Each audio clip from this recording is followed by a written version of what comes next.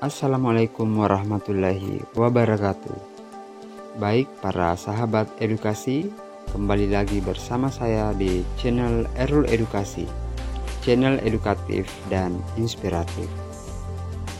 Kali ini kita akan membahas tentang retorika mantan Presiden Republik Indonesia yang pertama, yaitu Presiden Soekarno. Tentu kita sudah tahu bersama bahwa salah satu pemilik retorika terbaik di Indonesia adalah Presiden Soekarno. Banyak pelajaran yang bisa dipetik dari mantan Presiden Soekarno, salah satunya keahliannya dalam menyampaikan orasi. Mantan Presiden Soekarno dikenal sebagai bapak orator yang hebat. Beliau dikenal sebagai orator dunia. Keahliannya dalam orasi atau berretorika membuat seluruh rakyat Indonesia maju tak gentar melawan sekutu. Istilah-istilah yang dikemukakan oleh mantan Presiden Soekarno tertanam kuat dalam ingatan bawah sadar rakyat Indonesia, sehingga para penjajah dapat dicegah untuk menguasai bumi pertiwi.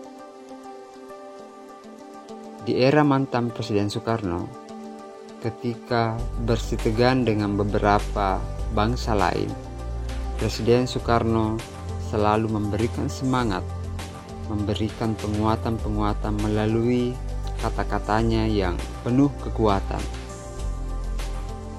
Sehingga ketika berbicara di depan orang banyak, maka bisa dikatakan beliau mampu menghipnotis massa pada saat itu. Strategi mantan Presiden Soekarno dalam menularkan keyakinannya untuk kemerdekaan Indonesia yakni dengan membuat istilah-istilah yang unik, mempresentasikan semangat ajakan merdeka dan sejahtera bagi seluruh bangsa. Sehingga kata-kata yang digunakan tidak membeda-bedakan, tidak membuat berbagai kalangan merasa memiliki perbedaan. Sebut saja perbedaan suku, agama, ras, dan adat istiadat, rakyat Indonesia memperjuangkan tujuan yang satu, yaitu merdeka atau mati. Mantan Presiden Soekarno dalam melakukan seruan dan ajakannya dalam retorika memiliki dimensi puitisasi kata-kata dan teknik impromptu. Dimensi puitisasi dapat dilihat dari diksi kata yang indah dan memiliki rima kata yang serupa.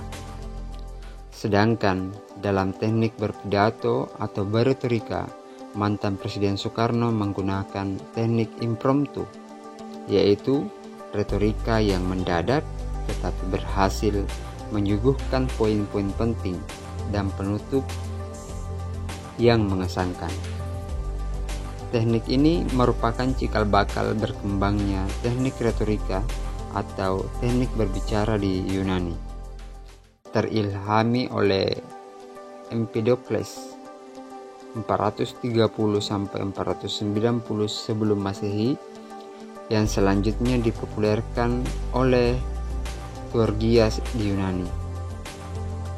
Teknik retorika yang digunakan oleh mantan Presiden Soekarno ini cenderung berbeda dengan putrinya, Megawati Soekarno Putri maupun Presiden Susilo Bambang Yudhoyono.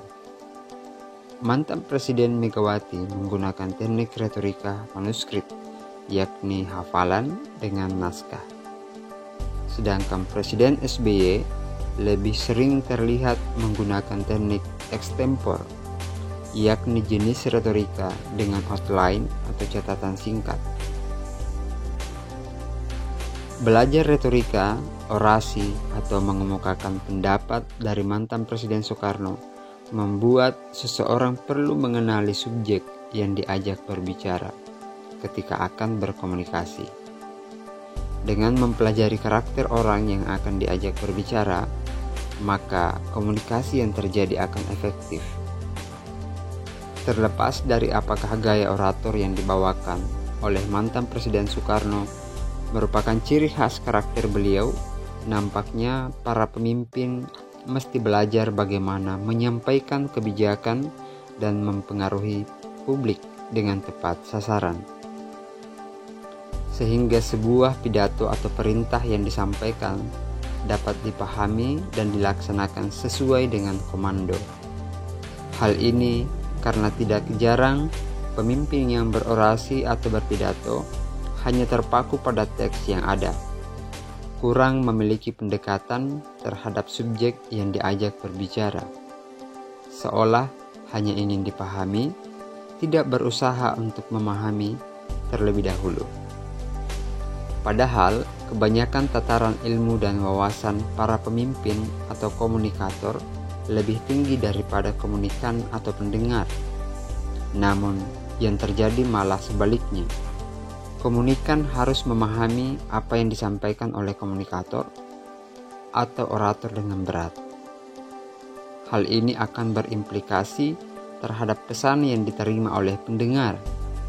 Tidak jarang pesan yang disampaikan oleh para pemimpin yang telah berada pada tataran level yang tinggi mengundang banyak sesuatu yang bersifat ambigu antara pesan atau perintah yang dimaksudkan oleh komunikator berbeda dengan makna yang dipahami oleh pendengar. Belajar orasi dari mantan Presiden Soekarno memperlihatkan bahwa meskipun memiliki wawasan yang luas dan ilmu yang banyak, perlu mempelajari teknik-teknik menyampaikan ide sesuai dengan karakteristik komunikan atau pendengar.